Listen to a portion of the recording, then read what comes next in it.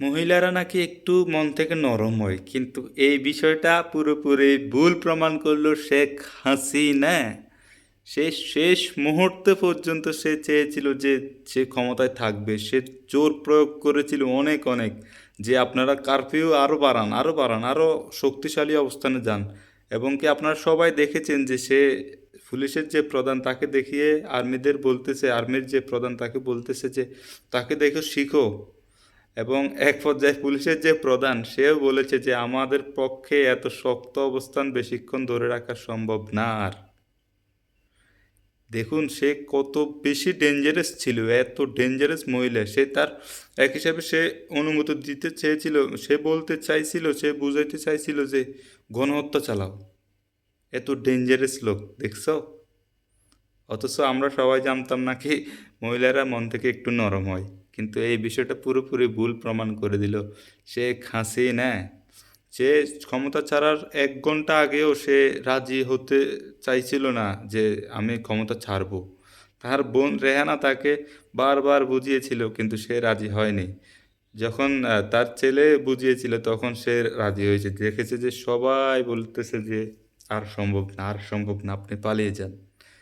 এমনভাবে আপনি দেশ পরিচালনা করেছেন যে আপনি দেশে থাকতে পারেন নাই। অথচ আপনি আপনার সব সময় আপনি বলতেন আপনার বাবা দেশ স্বাধীন করেছে, তাহলে আপনি কেন থাকতে পারেন নাই? খালেদা জিয়া তো ক্ষমতা ছেড়েছিল, সে তো দেশ ছেড়ে পালায়নি। আল্লাহ, এরশাদও তো ক্ষমতা ছেড়েছিল, সে তো দেশ ছেড়ে পালায়নি।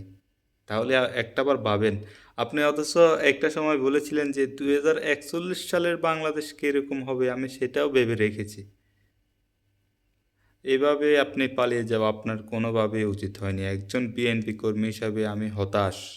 আর আওয়ামী লীগের যারা আছেন তারা তো পুরাই হতাশ, আমি বুঝতে পারতেছি। আসলে আপনাদের কি বলবো, আপনারা আবেগের ঠেলায় নিজেদের প্রাণও দিতে রাজি ছিলেন এই দলের জন্য, এই নেত্রীর জন্য, কিন্তু এই নেত্রী আপনাদের কথা একটা বার ভাবেনি 1 সেকেন্ডের জন্য। সে চাইলে তার নেত্রী, তার যে কর্মী আছে তাদেরকে সে সরাই নিতে পারতো আন্দোলনকারীদের মুখ থেকে, কিন্তু সে তা করেনি। সে শেষ মুহূর্তেও তার আন্দোলনকারীদের, তার সমর্থকদের, আন্দোলনকারীদের সামনে ঢেলে দিয়েছিল, ছাত্রদের সামনে ঢেলে দিয়েছিল। আস্তাগফিরুল্লাহ, কি বলবো, এটা কোনো কথা? সে 3 বাহিনীর প্রধানকে অনেক জোর দিয়েছিল যে আপনারা কারফিউ আরও বাড়ান, আপনারা গণহত্যা চালান এক হিসাবে এরকমভাবে। কিন্তু সেনাবাহিনী তো জানতো তারা যদি এরকমভাবে গণহত্যা চালায় তাহলে তারা, তাদের অস্তিত্ব সংকটে পড়ে যাবে বিশ্বের কাছে। তাদের যে একটা সম্মান ছিল বিশ্বে, সেটা হারিয়ে ফেলবে। তো সেনাবাহিনীকে স্যালুট, আপনারা সঠিক সময় সঠিক সিদ্ধান্ত নিয়েছেন। আর এখন তো আপনারা সবাই দেখতে পারতেছেন, আওয়ামী লীগ যখন ক্ষমতায় ছিল তখন পুলিশরা কিছুই করেনি, কিন্তু পুলিশরা যখন শেখ হাসিনা পদত্যাগ করেছে এখন পুলিশ নিজেই স্লোগান দিচ্ছে যে হই হই রই রই শেখ হাসিনা স্বৈরাচার কই, এরকম কিছু বলে তারা স্লোগান দিচ্ছে। তো এই হচ্ছে অবস্থা, আপনাদের অস্তিত্বের সংকটে পড়ে গেছে। এমনভাবে আপনি দেশ পরিচালনা করেছেন যে এখন আপনার কোনো পরিবারের সদস্য আওয়ামী লীগ করবে না, আর আওয়ামী লীগ থাকবে কিনা বাংলাদেশে সেটাও আল্লাহ জানে, আমি তো জানি না। মনে হয় না থাকবে, কারণ আওয়ামী লীগের ইতিমধ্যে কোনো কিছুই আপনারা যারা আন্দোলনকারী তারা ছাড়ে নাই। আপনারা 16-17 বছর দেশ চালিয়ে যা কিছু তৈরি করেছেন দেশের ভিতরে, আপনাদের মিউজিয়াম বলেন, ভাস্কর্য বলেন, আপনারা সব কিছু তৈরি করেছেন, কিন্তু এখন আপনাদের কোনো অস্তিত্বই নাই।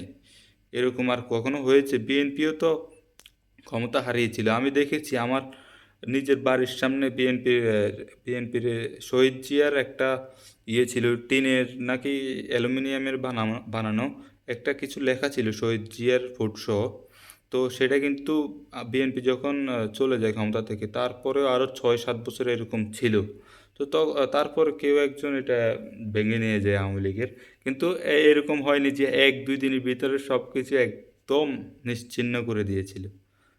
আপনি এমনভাবে দেশ পরিচালনা করেছেন, পুরোপুরি একতন্ত্রভাবে আপনি পরিচালনা করেছেন। আমি শুনেছি সবার থেকে যে আপনার ভিতরেও এক এক সময় গণতন্ত্রের একটা ইয়ে ছিল, কিন্তু 2013 সালের পরে সেটা আপনি বাদ দিয়ে একদম একতন্ত্রভাবে আপনি একনায়কভাবে দেশটা পরিচালনা করতেছেন, করতে চাইছেন।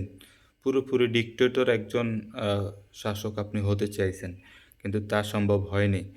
আপনাদের অনেককে খুবই হতাশ এই জিনিসটার জন্য। শেখ হাসিনা দেশ ছেড়ে পালিয়ে গেছে। দয়া করে শেখ হাসিনার কর্মীদের সবাই একটু দেশে থাকার জায়গা দেন। ভালো মানুষ তো সেই যে ক্ষমতার অপব্যবহার করবে না ক্ষমতা পাওয়ার পরেও।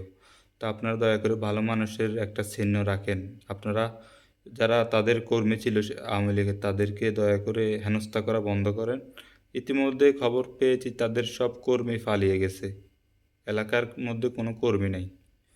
আওয়ামী লীগের অস্তিত্ব সংকটে পড়ে গেছে অলরেডি। শেখ হাসিনার পুত্র সন্তান বলে দিয়েছে যে আমাদেরকে নির্বাচনে আসতে দিবে কিনা সেটা আমরা জানি না এখন পর্যন্ত। আল্লাহ সোবহান, এমন কখনো হয়েছে? অথচ কয়েকদিন আগে জামাতকে নিষিদ্ধ করেছিল তারা, 2 দিন আগে জামাতকে নিষিদ্ধ করে পরে দেশ ছেড়ে দিয়েছে, এমন নিষিদ্ধ করেছিল।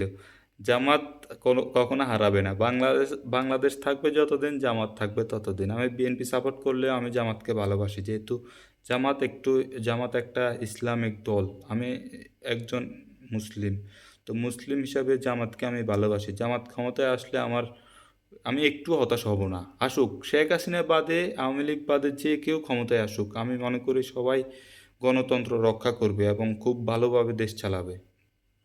ইনশাআল্লাহ আগামীর বাংলাদেশ অনেক সুন্দর হবে। আওয়ামী লীগের যারা এখন পালিয়ে আছে, আপনারা আপনারা দয়া করে তাদেরকে কাছে টানুন, তাদেরকে সান্ত্বনা দিন, তাদেরকে এলাকার মধ্যে তাদের সামাজিক একটা সম্মান দিন, তাদেরকে হেনস্থা করবেন না। ধন্যবাদ সবাইকে।